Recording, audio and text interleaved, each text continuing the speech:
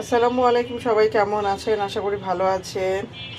এই তো বাচ্চারা সন্ধ্যার সময় বিকালে নাস্তা করবে, তাই বলতেছে যে আম্মু আমরা যে উইংসটা খাই বাইরে ওই আমাকে ওরকম করে উইংস ফ্রাই করে দাও, একদম দোকানে স্টাইলই করতে হবে।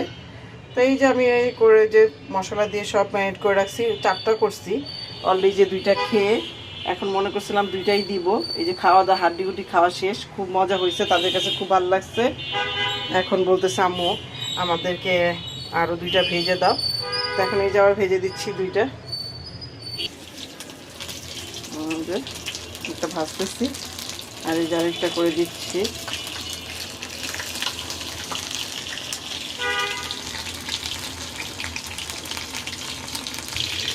এই যে সেই চিকেন ফ্রাই হচ্ছে, তাদের উইংস, সে দোকানের স্টাইলে উইংস খেতে হবে তাদের।